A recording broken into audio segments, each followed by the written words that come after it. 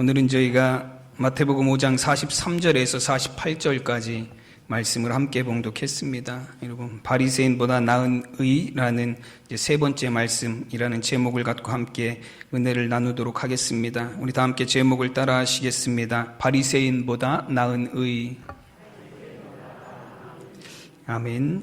예수님께서 계속해서 이제 하나님께서 주신 계명에 대한 참된 의미가 무엇인지에 대해서 가르침을 주고 계십니다. 바리새인들처럼 형식과 어떤 겉으로만 율법을 지키는 것이 아니라 율법 안에 담긴 하나님의 참된 목적, 하나님이 주신 참된 의미를 깨달아서 마음으로도 혹은 몸으로도 하나님의 뜻을 쫓는 삶을 살아야 된다라는 가르침입니다. 그래서 우리가 이제 한 2주간 동안 4가지에 대해서 살펴보았습니다. 살인하지 말라는 계명에 대해서 단순히 육체적인 몸만 죽이는 것뿐만 아니라 말로써 혹은 분노로써 혹은 비난과 욕으로써 상대방의 영혼을 죽이는 것까지도 살인죄와 똑같다라는 말씀을 드렸습니다. 또 육체적인 간음뿐만 아니라 음욕을 품고 이성을 바라보는 것도 이미 마음으로 간음한 것이다 라는 말씀도 드렸습니다. 또 거짓 맹세를 하는 것뿐만 아니라 세상이 맹세가 필요 없는, 맹세하지 않고 정직하고 또 신뢰가 가득한 세상을 만드는 것, 그것이 하나님이 우리에게 주신 계명이라 말씀하기도 했습니다. 또한 4번째로는 악한 사람들을 대적하지 말고 오직 선으로 악의 순환의 고리를 끊어내는 삶을 살아야 된다라는 말씀도 드렸습니다. 그럼 이전에 가르쳐 주신 4가지 계명도 예수님이 주신 그 가르침을 보면 결코 쉽지 않습니다. 그런데 오늘 5번째로 예수님이 주시는 계명, 원수를 사랑하라. 내 이웃을 사랑하라는 계명을 하나님이 주셨지만 그 계명에 더해서 원수를 사랑하라는 이런 가르침은 정말로 쉬운 것이 아닙니다. 그래서 이제 이 원수를 사랑하라는 이 주제를 가지고 이제 말씀을 전하시는 목사님들마다 제가 이제 지난주에 굉장히 많은 목사님들의 이 말씀을 한번 들어봤어요. 근데 시작할 때마다 항상 목사님들이 똑같이 하는 얘기가 뭐냐면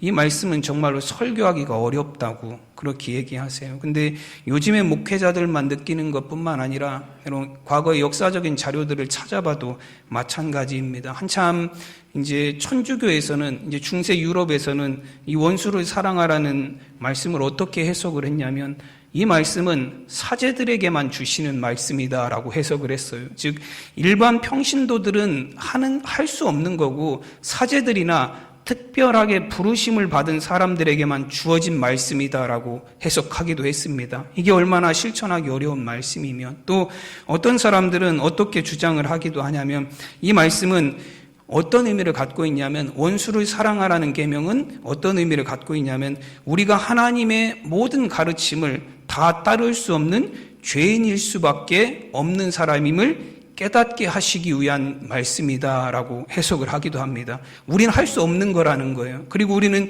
그 말씀 앞에서 연약한 죄인이다라는 걸 깨닫게 하시기 위해서 이 말씀을 주셨다라고 해석하는 사람도 있습니다. 여러분, 그러나 예수님의 계명은 예수님이 가르쳐 주신 산상수훈의 말씀을 통한 계명에 대한 해석은 목회자나 사제들이나 소수의 영적인 사람들에게만 지키라고 주신 것이 아닙니다. 이런 모든 사람에게 주시는 말씀이에요. 또한 우리가 행할 수 없는 불가능한 것을 우리가 죄인임을 깨닫게 하시려고 주시는 말씀도 아니에요. 여러분, 신명기 30장 11절에서 14절까지 말씀에서 보시면 모세가 이스라엘 백성들에게 하나님의 계명에 대해서 쭉 설명을 하고 나서 하는 말씀이 있어요. 내가 오늘 내게 명령한 이 명령은 내게 어려운 것도 아니요 먼 것도 아니라 하늘에 있는 것이 아니요 이것이 바다에 있는 것이 아니니 오직 그 말씀이 내게 매우 가까워서 내 입에 있으며 내 마음에 있은즉 내가 이를 행할 수 있느니라 말씀하셨습니다. 여러분, 하나님이 주신 계명은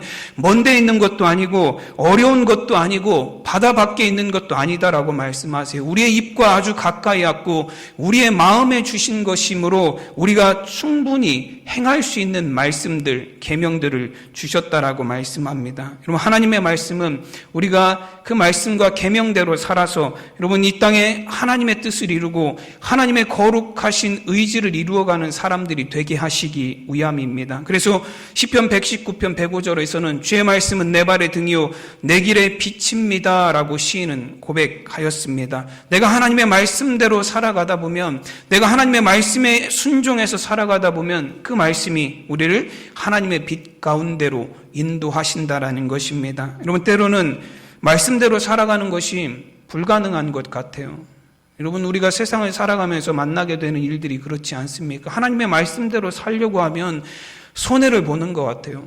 불가능한 것 같아요. 이렇게 살아서 어떻게 세상을 똑똑하게 지혜롭게 살 수 있나라는 생각이 들 때도 있습니다. 때로는 비현실적으로 보일 때도 있습니다. 그래서 우리는 스스로에게 만족하기 위해서 이런 핑계를 댑니다. 2000년 전에, 수천 년 전에 주어진 말씀 어떻게 오늘날과 똑같이 적용시킬 수 있어? 오늘의 세대에 맞게 바꾸어서 적용하는 게 똑똑한 거지 라고 말하면서 하나님의 말씀을 바꾸어 적용하고 하나님의 말씀을 바꾸어 실천하며 살아가는 경우들이 많이 있습니다. 여러분, 그러나 하나님의 말씀은 1.1획도 변함이 없으신 것이 하나님의 말씀입니다. 여러분, 2000년 전에 주셨지만 지금도 살아 역사하셔서 우리 가운데 살아계신 하나님의 말씀입니다. 여러분, 그 하나님의 말씀을 순종하고 믿고 신뢰하며 따를 때 하나님께서 우리의 삶의 걸음을 인도하실 줄로 믿습니다. 여러분, 풍랑 속에서도 우리의 배를 운행하시는 분은 주님이십니다. 믿고 의지하며 순종할 때 우리를 바른 길로 인도하실 것입니다. 여러분, 오늘은 특별히 원수 사랑에 관한 말씀을 통해서 바리새인보다 나은 의에 관한 세 번째 말씀을 함께 나누도록 하겠습니다. 오늘 43절, 44절 말씀입니다. 또 내 이웃을 사랑하고 내 원수를 미워하라 하였다는 것을 너희가 들었으나 나는 너희에게 이르노니 너희 원수를 사랑하며 너희를 박해하는 자를 위하여 기도하라. 아멘. 여러분, 하나님이 주신 계명에 내 이웃을 사랑하라는 계명이 있습니다. 그러나 여러분, 아무리 성경을 찾아봐도 내 원수를 미워하라는 계명은 없습니다. 혹시 성경에서 내 원수를 미워하라는 계명을 보신 적 있으신가요? 아무리 찾아봐도 나오지 않아요. 오히려 원수를 갚지 말라라는 구절의 말씀들이 있어요. 레위기 19장 18절 말씀해 보시면 원수를 갚지 말며 동포를 원망하지 말며 내 이웃 사랑하기를 내 자신과 같이 사랑하라. 나는 여호와이니라 말씀하십니다. 여러분, 하나님께서는 오히려 원수를 갚지 말라 말씀하셨고 동포를 원망하지 말라 말씀하신 적은 있지만 내 원수를 미워하라는 계명과 율법을 주신 적은 없습니다. 여러분, 그래서 메시지 성경에 보면 마태복음 5장 43절 말씀을 이렇게 기록해 놨어요. 너희는 옛 율법에 기록된 친구를 사랑하라는 말과 기록에는 없지만 원수를 미워하라는 말을 잘 알고 있다라고 그렇게 기록하고 있습니다. 즉, 성경에 어디에도 원수를 미워하라는 기록은 없다라는 거예요. 그런데 왜 사람들은, 예수님께서 말씀하시는 게 그 당시 사람들은 그게 마치 성경에 기록된 것처럼 머리에 박혀서 그 공식을 갖고 있었다라는 거예요. 이웃은 사랑하고 원수는 미워하고, 그것이 그 당시 사람들이 갖고 있었던 상식적인 생각이고 신앙의 사람들도 그런 생각들을 다 갖고 있었다라는 거예요. 왜 사람들은 하나님이 주시지도 않은 계명을 마치 하나님이 주신 계명처럼 여기면서 살았습니까? 여러분, 내 이웃을 사랑하라는 하나님이 주신 계명에 대한 잘못된 해석과 가르침 때문에 그렇습니다. 내 이웃을 사랑하라는 계명 속에서 사람들은 사랑에 관심을 두지 않았어요. 무엇에 관심을 두었죠? 내 이웃이 누구인가에 관심을 두었습니다. 그러다 보니 이웃과 이웃이 아닌 사람들을 구분하기 시작했습니다. 이웃을 사랑해라 말씀하셨으니 내 이웃이 그럼 누구인가에 관심을 가졌어요. 그래서 저 사람은 내 이웃이고, 나에게 잘해주는 사람은 내 이웃이고, 나에게 사랑을 베풀어주는 사람은 내 이웃이고, 나에게 떡 하나라도 갖다주는 사람은 내 이웃이에요. 그러나 나를 욕하는 사람들, 나를 미워하는 사람들, 나에게 조금이라도 해를 끼치는 사람들, 나와 가깝지 않은 사람들, 나에게 아무것도 안 해주는 사람들은 내 이웃이 아니에요. 이웃과 이웃이 아닌 사람들을 구분하여 놓았고, 그리고 이웃은 사랑해야 될 대상으로 보았지만 이웃이 아닌 사람들에게는 무관심 또 거기서 더 나아가서 미움과 대적의 원수의 대상이 되고는 했습니다. 여러분, 그리고 이것이 마치 하나님이 주신 계명, 내 이웃을 사랑하라는 계명에 맞는 것인 것 마냥 착각하며 살았다라는 거예요. 여러분, 이웃은 사랑하고 원수는 미워하라. 여러분, 얼마나 그럴듯하게 보이지 않습니까? 당연한 것처럼 보여요. 이웃은 사랑하라 하셨으니 당연히 원수는 미워해야 하지. 하나님은 원수를 미워하라는 말씀을 주신 적이 없음에도 불구하고 사람들은 내 이웃을 사랑하라는 그 말씀 가운데서 원수를 미워하라는 계명을 스스로 만들어내고 합리화시켰습니다. 여러분, 그러나 하나님이 주신 내 이웃을 사랑하라는 계명은 이웃이 누구인지를 따져보고 구분하라는 계명이 아닙니다. 여러분, 이 계명은 누구든지 하나님의 온전한 사랑을 베풀어 이웃이 되어주라는 말씀입니다. 여러분, 누가복음에서도 예수님께서 선한 사마리아인의 비유를 통해서 사랑과 자비에 대해서 분명하게 가르침을 주십니다. 강도 만나서 다 죽게 된 사람의 곁을 제사장이 지나갔고 또 레위인이 지나갔고 사마리아인이 지나가게 되었습니다. 여러분, 누가 강도 만난 자의 이웃이 되었습니까?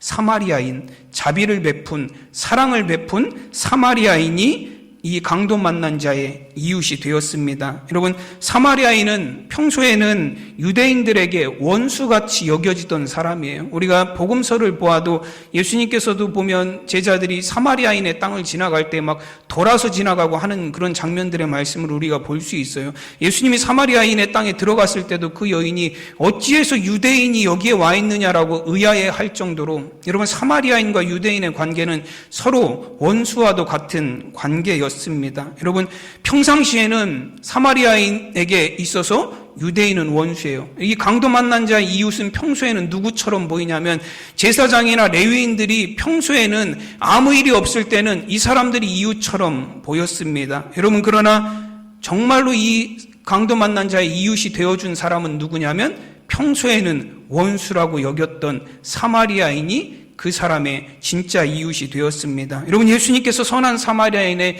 비유를 통해서 주시는 말씀은 은혜는 무엇이냐면 이웃과 원수를 구분하는 삶이 아니라 우리가 누군가에게 사랑을 베풀어서 이웃이 되어주는 삶을 살아야 된다라는 말씀이에요. 여러분, 하나님은 우리가 이웃과 원수를 구별하여 차별하며 살아가기를 원하지 않으십니다. 모든 사람에게 하나님이 똑같은 사랑을 나누어 주시는 것처럼 우리도 하나님께 받은 그 사랑을 세상에 똑같이 나누며 살아가기를 원하십니다. 그래서 오늘 45절 후반절 말씀해 보시면 이는 하나님이 그 해를 악인과 선인에게 비추시며 비를 의로운 자와 불의한 자에게 내려주심이라 말씀합니다. 여러분, 하나님의 사랑은 악한 자나 선한 자나 차별이 없다라고 말씀하세요. 의로운 자나 불의한 자에게 똑같이 베풀어 주시는 것이 하나님의 사랑이다라고 말씀합니다. 여러분, 우리는 누가복음의 탕자의 이야기를 통해서도 하나님의 사랑에 관해서 잘 알 수 있습니다. 아버지는 집을 나가서 아버지의 재산을 다 탕진하고 돌아온 탕자를 다시 아들로 받아주고 사랑하여 주었습니다. 금가락지를 끼워주고 좋은 옷을 입혀주고 살찐 송아지를 잡아서 그 아들을 위해서 잔치를 베풀어 주었습니다. 그런데 큰 아들은 그 아버지의 태도를 마땅치 못하게 생각했어요. 아버지가 자신의 동생을 그렇게 아버지의 재산을 다 탕진하고 돌아온 자신의 동생을 그렇게 대해주는 것을 못마땅해 했습니다. 여러분, 무엇이 큰 아들에게 그렇게 불만이었습니까? 아버지의 재산을 다 탕진하고 돌아온 자기 동생보다 자신이 더 나은 대우를 받아야 되는데 그렇지 못했기 때문에 그래요. 자기 동생보다 자기가 훨씬 더 낫게 살았는데 자기 동생에게는 그런 사랑을 베풀어 주는데 나에게는 그런 사랑을 베풀어 주지 않는다라고 형이 생각했기 때문에 그렇습니다. 여러분, 그러나 아버지의 사랑은, 하나님의 사랑은 그렇지 않습니다. 성실한 큰 아들이나 방탕한 작은 아들이나 아버지의 사랑은 동일합니다. 여러분, 하나님의 사랑은 동일하신 사랑이에요. 여러분, 그런 사랑을 하나님께서 우리에게 베풀어 주셨고, 그런 하나님이 우리에게 말씀하시기를 내 이웃을 사랑하라 말씀하십니다. 그런데 우리는 그 하나님의 말씀과 계명을 통해서 자꾸 이웃과 원수를 나누어 놓으려고 합니다. 그래서 이웃은 사랑하고 원수는 미워하려고 하는 계명으로 바꾸어 버린다라는 거예요. 여러분, 그러나 하나님께서 우리에게 그 계명을 주신 이유는 모든 사람에게, 하나님이 모든 사람을 똑같이 사랑하셨던 것처럼 모든 사람에게 이웃이 되어서 사랑해야 된다라는 계명을 우리에게 주고 계신 것입니다. 여러분, 저 여러분의 삶을 통해서 정말로 그 하나님의 온전하신 사랑을 세상에 모든 사람에게 나타낼 수 있는, 내 이웃을 진정으로 사랑할 수 있는 하나님의 사랑이 나타날 수 있기를 간절히 축원합니다. 오늘 44절 말씀해 보시면 나는 너희에게 이르노니 너희 원수를 사랑하며 너희를 박해하는 자를 위하여 기도하라 말씀합니다. 솔직히 우리가 미워하는 사람들, 싫어하는 사람들을 어떻게 사랑해야 될지 우리는 알 수 없어요. 알지 못합니다. 여러분, 또 그것은 굉장히 힘든 일이기도 합니다. 솔직히 미움의 감정이 있고 싫은 감정이 있는 사람을 우리가 사랑해 보려고 노력하지 않는 건 아니에요. 여러분들 다 노력해 보시죠? 네, 안 하시나요? 그냥 포기하셨나요? 우리 가끔 노력을 합니다. 정말로 사랑하려고 노력을 해요. 근데 사랑하는 마음이 생기지 않아요. 사랑하려고 노력하고 사랑하려고 애써 보는데 사랑의 감정이 생기지 않습니다. 그래서 우리가 이거 도무지 어떻게 해야 될지 알 수 없는 경우들이 너무 많이 있어요. 여러분, 그러나 사랑은 단순히 감정만으로 되는 건 아니에요. 그 사람을 사랑하는 감정이 생기기를 기대하지만, 여러분, 그 감정이 생기면 그 사람을 사랑할 수 있을 것 같지만, 만약에 감정으로 사랑하려고 하면 우리는 천년이 2번 지나도 사랑할 수 없을지 몰라요.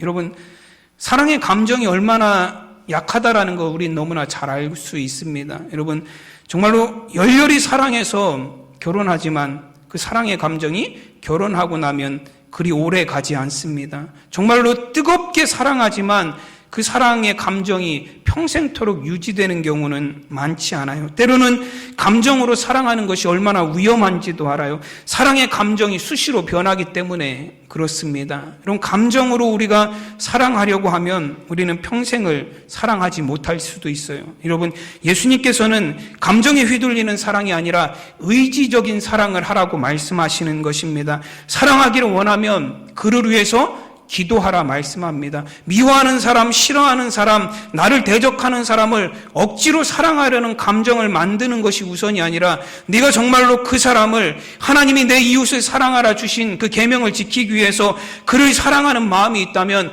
먼저 그를 위해서 기도하기를 시작하라 말씀합니다. 여러분, 나를 핍박하는 사람, 정말로 나를 대적하는 사람, 나를 미워하는 사람, 정말로 나를 원수와 같이 여기는 사람을 사랑하고 싶다면 여러분, 그를 위해서 간절히 하나님 앞에 기도하시기를 바랍니다. 여러분, 누가복음 23장에서 예수님은 자신을 십자가에 못 박는 자들을 위해서 기도하셨습니다. 누가복음 23장 34절 말씀해 보시면 이에 예수께서 이르시되 아버지 저들을 사하여 주옵소서 자기들이 하는 것을 알지 못함이니이다 하시더라. 여러분, 예수님이 십자가에 달리셔서 자신을 십자가에 못 박은 자들을 위해서 기도하셨습니다. 여러분, 예수님이 죄를 사하여 달라고 기도하는 대상은 어떤 사람들이냐면 누가복음 23장 34절에서 37절 말씀해 보면 그들이 그의 옷을 나누어 제비 뽑을새 백성이 서서 구경하는데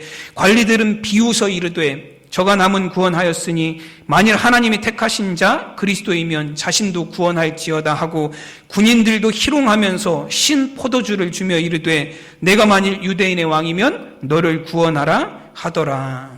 여러분, 예수님께서 기도하시는 사람들, 하나님 앞에 간절히 저들의 죄를 사하여 주시옵소서라고 기도하는 저들은 어떤 사람들이냐면 예수님을 조롱하고 예수님을 희롱하고 예수님을 업신여기며 예수님을 십자가에 못 박았던 사람들입니다. 여러분, 정말로 감정대로 하기를 원했다면 그들을 위한 기도가 아니라 딱이라도 한번 올려야 될 것 같아요. 여러분, 예전에도 제가 말씀을 드렸지만 예수의 복수라는 예전에 어떤 사람이 이상한 영화를 만든 적이 있어요. 그 영화에 보면 어떤 장면이 나오냐면 예수님이 십자가에서 내려오셔서 기관총으로 거기 있는 사람들을 다 우다다다다 쏘시는 그런 내용이 담겨져 있어요. 뭐 말도 안 되는 영화지만 사람들이 그런 영화를 만들었다라는 건 뭘 의미하냐면 그런 생각들을 누구나 하고 있었다는 얘기를 의미해요. 여러분, 예수님은 정말로 감정대로 한다라면 그대로 해야 되는 게 맞을 것 같아요. 그 자리에서 내려와서 정말로 기관총으로 그 사람들을 다 갈겨야 될 만큼 그런 감정들이 우리 안에 생겨날지도 모릅니다. 여러분, 그래서 사랑은 감정으로 하는 것이 아니라 의지적인 사랑이 우리에게 필요하다라는 거예요. 여러분, 정말로 하나님의 사랑을 실천하며 나누기를 원하신다면 여러분 그 의지를 가지고 여러분 그를 위해서, 사람들을 위해서 기도하시는 저와 여러분이 되시기를 바랍니다. 여러분, 예수님께서도 자기를 십자가에 못 박는 자들을 위해서 의지를 가지고 기도하셨습니다. 저들이 하는 것이 무슨 일인지 알지 못합니다. 저들의 죄를 사하여 주시옵소서. 여러분, 이것 사랑하는 것, 그리고 용서하는 것, 기도하는 것, 그것이 하나님께서 우리에게 계명을 통해 주시는 하나님의 명령입니다. 오늘 45절 말씀에 보면 이같이 한즉 하늘에 계신 너희 아버지의 아들이 되리니 라고 말씀합니다. 여러분, 하나님의 아들이 된다라는 표현은 예수님 당시에 그 아람어에서 많이 사용하던 어떤 수사적 의미가 담겨져 있습니다. 여러분, 이 누구누구의 아들, 뭐뭐의 아들이라는 뜻은 어떤 의미를 갖고 있냐면 정말로 그 일을 잘하는 사람이라는 의미를 갖고 있어요. 그래서 예수님의 제자들 중에서 보아너게라는 별명을 가진 사람들이 있습니다. 보아너게는 우레의 아들이라는 의미예요. 어떤 사람들이냐면 세베대의 아들 야고보와 요한이 이 우레의 아들이라는 별명을 갖고 있었어요. 그 의미는 그들이 정말로 번개에서 태어난 사람들이어서 그런 이름이 붙은 건 아니에요. 그 의미가 어떤 의미를 갖고 있냐면 번개처럼, 우레처럼 성격이 급하고 폭급하다라는 그런 의미를 갖고 있습니다. 여러분, 또 성경에 보면 바나바라는 별명을 가진 사람도 있어요. 우리는 바나바라고 부르지만 바나바는 그의 이름이 아니에요. 바나바의 진짜 이름은 요셉입니다. 바나바는 별명일 뿐이에요. 왜 이 별명이 붙었냐면 이 별명은, 바나바라는 이름의 뜻은 위로의 아들이라는 의미를 갖고 있어요. 바나바는 정말로 위로하는 일을 잘하는 사람이었어요. 여러분, 그 바울이죠. 바울을 이제 뭐 사람들에게 인정도 받지 못하고 자신의 고향 다소로 가서 10년 동안이나 칩거하고 있던 바울을 다시 불러서 위로해서 하나님의 일을 같이 안디옥 교회에서 감당하도록 부른 사람이 바나바입니다. 여러분, 바나바라는 사람은 정말로 위로하는 일에 정말로 전문가처럼 잘하는 사람이다라고 해서 위로의 아들이라고 붙인 거예요. 여러분, 하나님의 아들이라는 이 의미도 이런 수사학적 의미로 풀어보면 어떤 의미를 갖고 있냐면 내 이웃을 사랑하라는 하나님의 계명을 가장 잘 따르고 이웃을 사랑하는 사람은 정말로 그런 사람이 원수를 사랑하고 박해하는 자를 위해서 기도하는 사람이 정말로 하나님의 계명에 대한 바른 이해를 갖고 있는 사람이다라는 거예요. 하나님의 아들이라는 의미는 그런 의미를 갖고 있습니다. 하나님이 주신 계명을 가장 잘 따르는 사람, 하나님이 주신 계명에 따라서 가장 잘 사는 사람이라는 의미를 갖고 있습니다. 또한 예수님이 주신 팔복의 말씀 중에서도 하나님의 아들이 되는 복에 관한 말씀이 있어요. 마태복음 5장 9절 말씀에 보면 화평하게 하는 자는 복이 있나니 그들이 하나님의 아들이라 일컬음을 받을 것이미요 라고 말씀하십니다. 여러분, 대적하는 자가 아니라, 원수 맺는 자가 아니라, 다투고 싸우는 자가 아니라 화평하게 하는 자가 하나님의 아들이라 일컬음을 받는다라고 말씀합니다. 여러분, 하나님이 주시는 복은, 여러분, 하나님의 아들이라 일컬음을 받는 사람은 어떤 사람들이냐면 화평을 만드는 사람들이에요. 어느 곳에 가든지 평화를 이루어내는 사람들이다라고 말씀하십니다. 그래서 로마서 12장 17절 18절 말씀에 보면 아무에게도 악을 악으로 갚지 말고 모든 사람 앞에서 선한 일을 도모하라. 할 수 있거든 너희로서는 모든 사람과 더불어 화목하라 말씀합니다. 악을 악으로 대하지 말고 모든 사람 앞에서 선한 일을 행하여서 내 주변에 있는 모든 사람들, 내가 할 수 있는 모든 상황에서 모든 사람과 화목한 관계를 만들어내라 말씀하세요. 여러분 히브리서 12장 14절에서도 보시면 모든 사람과 더불어 화평함과 거룩함을 따르라. 이것이 없이는 아무도 주를 보지 못하리라 말씀하십니다. 여러분 모든 사람과 더불어 화평하라 말씀하셨어요. 여러분 하나님이 주시는 말씀에 일부의 사람과 너를 좋아하는 사람과 내 편을 드는 사람과 너와 마음이 맞는 사람과만 화평하라는 말씀은 한 군데도 없습니다. 여러분 하나님이 주신 화평은 모든 사람과 함께 누리는 화평이에요. 여러분 하나님께서는 율법을 통해서 모든 사람들이 원수 맺지 않고 사랑하며 화평하게 살아가는 법을 배우기를 원하십니다. 여러분 우리나라 욕 중에 외국인들이 우리나라 사람이 아닌 사람들은 이해하지 못하는 욕이 많이 있습니다. 그 중에서 한 가지 욕이 뭐가 있냐면 잘 먹고 잘 살아라. 네. 이거 외국인들이 들으면 도무지 이해할 수가 없대요. 그게 왜 욕이냐는 거예요. 잘 먹고 잘 살아라. 이건 뭐죠? 복비로 주는 거 아닌가요? 잘 먹고 잘 살라는데 어떻게 그게 욕이 되냐라는 거예요. 그 외국인들은 이거를 이해하지 못해요. 근데 우리나라 사람들은 잘 먹고 잘 살아라 그러면 그걸 좋게 받아들이나요? 아니에요. 전부 다 욕으로 싸우자는 거지 지금 해가면서 욕으로 받아들입니다.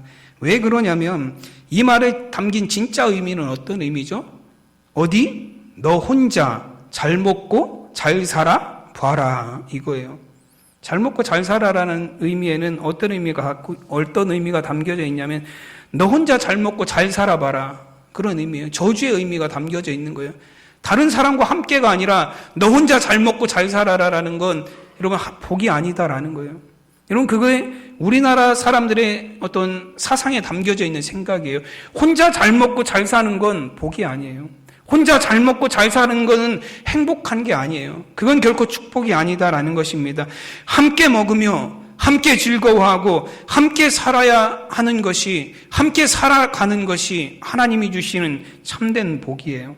저는 여러분들이 화평하게 하는 사람들이 되시기를 간절히 축원합니다. 여러분 어느 곳에 가든지 여러분의 가정이 여러분으로 인해서 화평한 곳이 되고 여러분의 직장이 여러분으로 인해서 화평한 곳이 되고 여러분의 마을이 동네가 여러분 때문에 화평한 곳이 될 수 있기를 바랍니다. 여러분 그것이 하나님이 여러분에게 주시는 하나님의 아들로서의 복이에요. 여러분 내 이웃을 사랑하라는 계명을 가장 잘 이해하고 가장 잘 실천하는 사람은 어떤 사람이냐면 화평을 만들어내는 사람들이에요. 그래서 오늘 말씀 48절에서도 보시면 그러므로 하늘에 계신 너희 아버지의 온전하심과 같이 너희도 온전하라 말씀합니다. 여러분 온전하다라는 건 완벽하다는 게 아니에요.